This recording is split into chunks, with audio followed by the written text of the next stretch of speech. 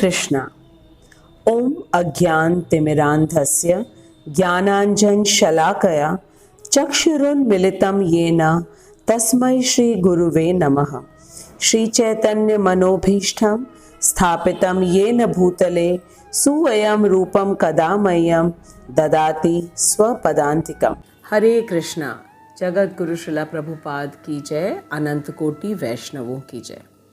हम भगवत गीता यथारूप के तीसरे अध्याय का अध्ययन कर रहे हैं, जिसका नाम कर्म योग है। भगवान कर्म योग को बहुत विस्तार से इसलिए समझा रहे हैं क्योंकि अर्जुन अपना नियत कर्म अर्थात स्वधर्म नहीं करना चाह रहा है और भगवान से भक्ति और ज्ञान मार्ग में चलने की बात कर रहा है। तो भगवान ने अर्जुन को कहा कि अभी उसका हृदय शुद्ध नहीं है। वह अपने स्वार्थ के बारे में ही सोच रहा है कि उसके परिवार के लोगों को मारकर उसे दुख ही मिलेगा और ऐसी जीत से क्या लाभ जिसे वह अपने स्वजनों के साथ बांट न सके। अर्जुन की ऐसी अवस्था देखकर कृष्ण ने अर्जुन से कहा कि वह अभी ज्ञान या भक्ति के योग्य नहीं है और उसके लिए वर्तमान में शास्त्रों के अनुसार कर्म करना ही उचित होगा।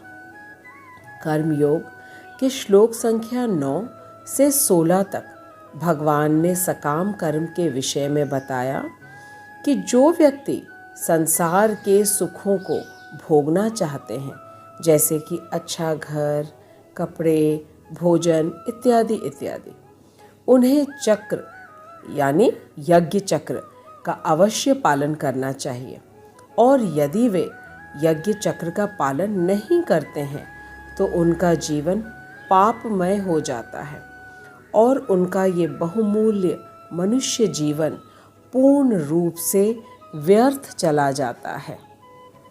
यज्ञ चक्र सकाम कर्मियों के लिए अति आवश्यक है क्योंकि इस भौतिक जगत की प्रत्येक वस्तु देवी देवताओं के द्वारा ही दिया गया है, जो कि भगवान के नियुक्त अधिकारी हैं और यदि देवताओं द्वारा दी गई वस्तुओं को यज्ञ करके पुनः देवताओं को भेंट न किया जाए तो देवता क्रोधित हो जाते हैं और फिर बाढ़, सूखा और भूखमरी जैसे प्राकृतिक विपदाएं आती हैं।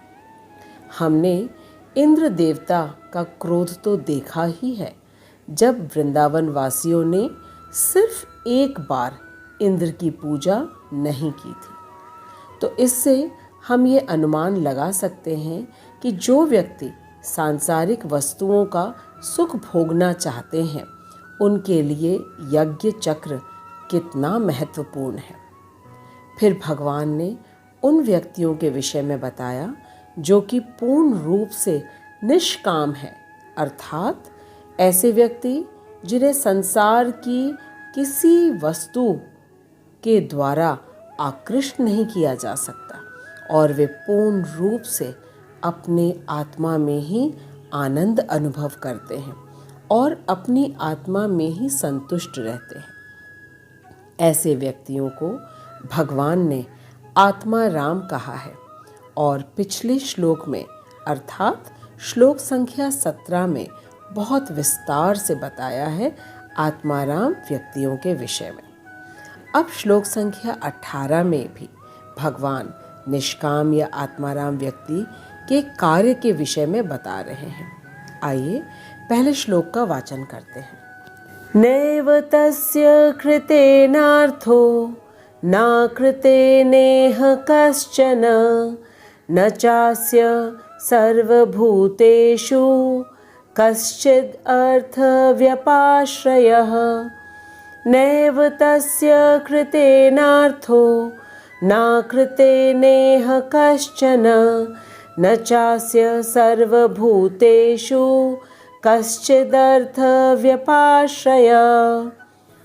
शब्दार्थ न नहीं एव निश्चय ही, तस्य उसका, कृतेन कार्य संपादन से, अर्थः प्रयोजन, न तो अकृतेन कार्य न करने से इह इस संसार में कश्चन कुछ भी न कभी नहीं च तथा अस्य उसका सर्वभूतेषु समस्त जीवों में कश्चित कोई अर्थ प्रयोजन व्यपाश्रयः शरणागत।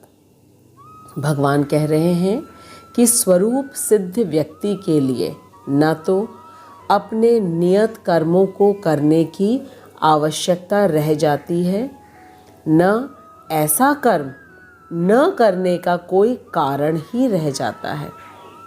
उसे किसी अन्य जीव पर निर्भर भी नहीं रहने की आवश्यकता रहती है। अब आइए श्रीला प्रभुपाद के तात्पर्य से समझते हैं। श्रीला प्रभुपाद की जय, अनंत कोटि वैष्णवों की जय। श्रीला प्रभुपाद कह रहे हैं कि जो स्वरूप सिद्ध व्यक्ति है उसके लिए कृष्ण भावना भावित कर्म के अतिरिक्त कुछ भी करना नहीं होता है। आइए पहले समझते हैं कि स्वरूप सिद्ध व्यक्ति कौन होते हैं। प्रभुपाद हमें बता रहे हैं कि दो प्रकार के व्यक्ति होते हैं। पहला देहात्म बुद्धि वाला और दूसरा स्वरूप सिद्ध बुद्धि वाला। देहात्म बुद्धि उनको कहते हैं जो अपने देह या शरीर को ही अपना स्वरूप मानते हैं और अपने देह की देखभाल करना और देह के सुख को अपना सुख जानकर संसार की वस्तुओं को एकत्रित करते रहते हैं। और जो स्वरूप सिद्ध व्यक्ति हैं वे ये जानते हैं कि वे शरीर नहीं हैं बल्कि आत्मा हैं और वे कृष्ण के अंश हैं। जिस प्रकार कृष्ण नित्य है वे भी नित्य हैं और कृष्ण के अंश होने के कारण वे कृष्ण की ही सेवा में पूर्ण आनंद में रहते हैं। स्वरूप सिद्ध व्यक्ति जानता है कि वह आत्मा है और आत्मा की क्रिया भक्ति है, तो वह भक्ति के विभिन्न कार्यों में ही पूर्ण रूप से लगा रहता है, जैसे कि कृष्ण के नाम, रूप, गुण और लीला का वह श्रवण, कीर्तन और चिंतन करता रहता है। प्रभुपाद कहते हैं कि स्वरूप सिद्ध व्यक्ति को यह भ्रम नहीं होता है कि वह पुरुष है या स्त्री है, भारतीय है या अमेरिकी है, अमीर है या गरीब है। वह तो सिर्फ ये जानता है कि वह शरीर नहीं बल्कि आत्मा है और उसे संसार की कोई भी वस्तु कभी भी नित्य आनंद दे ही नहीं सकती। और इसका कारण ये है कि शरीर तो भौतिक वस्तुओं से बनता है, जैसे कि पृथ्वी, जल, अग्नि, वायु और गगन, और आत्मा तो कृष्ण का अंश है। तो भला आत्मा को संसार की कोई भी वस्तु कैसे आनंद दे सकती है या संतुष्टि प्रदान कर सकती है। स्वरूप सिद्ध व्यक्ति आत्मा राम होता है। आत्मा राम का अर्थ है अपनी आत्मा में आनंद लेने वाला। वह जानता है कि कृष्ण ही परम परमेश्वर है और कृष्ण परमात्मा के रूप में सदा उसके हृदय में है। फिर वह भला किसी देवता या व्यक्ति का आश्रय क्यों ले। स्वरूप सिद्ध व्यक्ति को सिर्फ एक बात अच्छी तरह मालूम होता है कि अवश्य रक्षिबे कृष्ण, और वह ये भी जानता है कि राखे हरि तो मारे के और मारे हरि तो राखे के।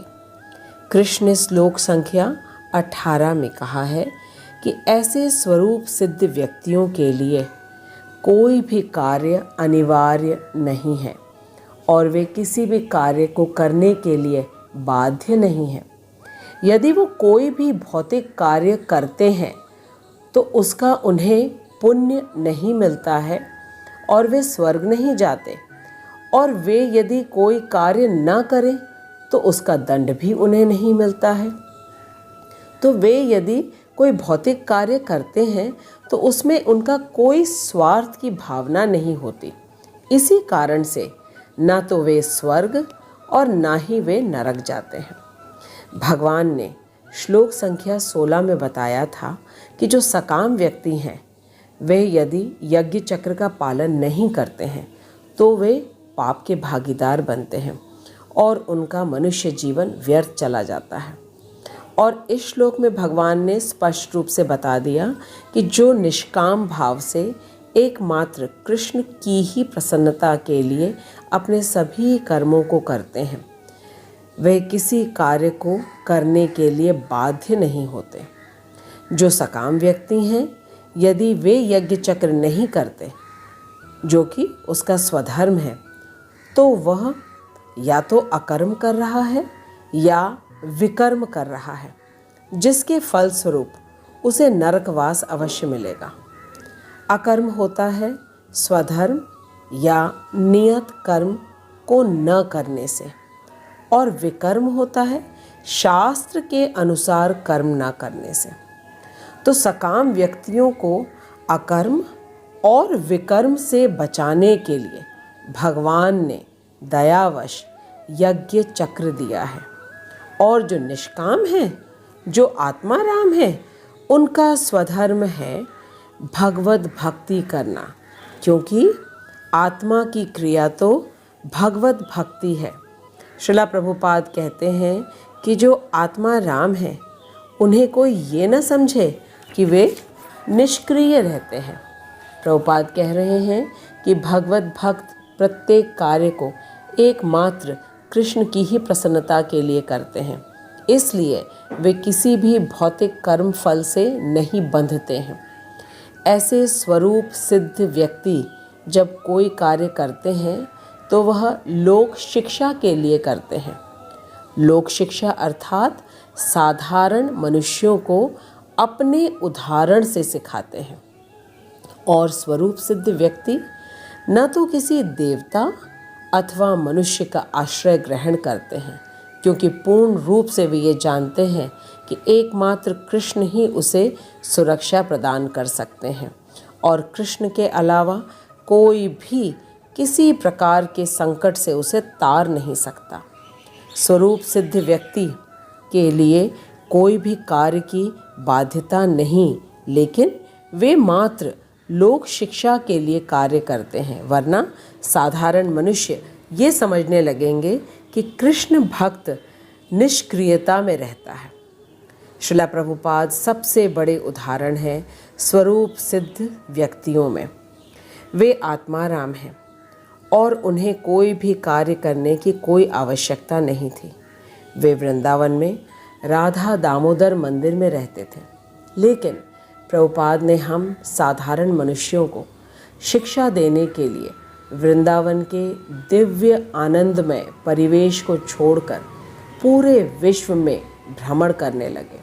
हरिनाम संकीर्तन को प्रत्येक जीव को बांटा, भगवत गीता, भागवतम और चैतन्य चरित्रामृत का अमृत जन जन को दिया और पूरे विश्व में उन्होंने 10 सालों में 14 बार भ्रमण करके 108 श्री राधा कृष्ण के भव्य मंदिर बनवाए।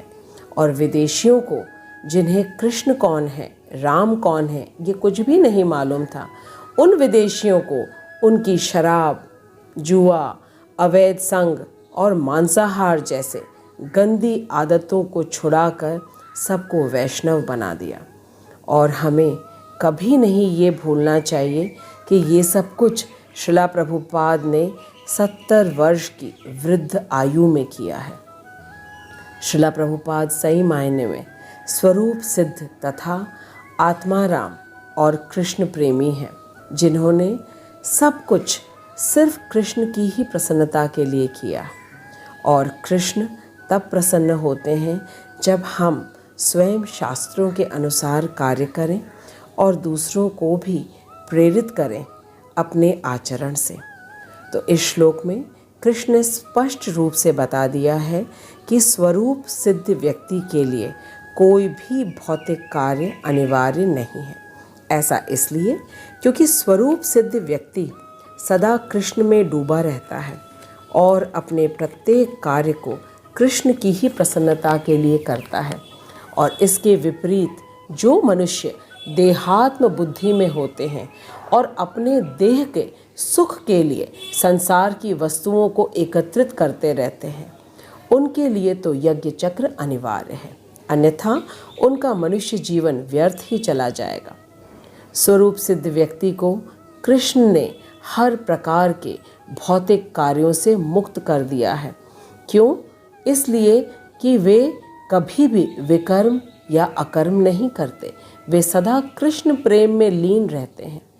तो आज हम सब ने ये खूब अच्छे से समझ लिया कि भगवत गीता सिर्फ कर्म करो और फल की इच्छा नहीं करो ये नहीं सिखाती, बल्कि कृष्ण हमें अर्जुन के माध्यम से सकाम कर्म, निष्काम कर्म, अकर्म और विकर्म के विषय में विस्तार से समझा रहे हैं, ताकि हमारा बहुमूल्य मनुष्य जीवन व्यर्थ ना चला जाए।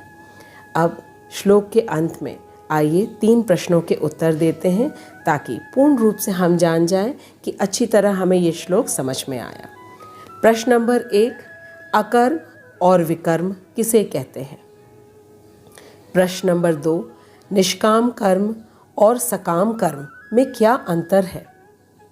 प्रश्न नंबर 3, कृष्ण ने किन व्यक्तियों को कहा है कि वे चाहे कोई कर्म करें अथवा नहीं करें, उन्हें कोई पाप या पुण्य का बंधन नहीं होगा? आप अपने प्रश्नों के उत्तर को ज़रूर कमेंट बॉक्स में लिखिएगा। मुझे आपके कमेंट का इंतज़ार रहता है। और आप सबका बहुत बहुत धन्यवाद भगवत गीता को ध्यानपूर्वक सुनने के लिए। जगत गुरु श्रील प्रभुपाद की जय, अनंत कोटि वैष्णवों की जय। हरे Krishna. Hare Krishna, Krishna Krishna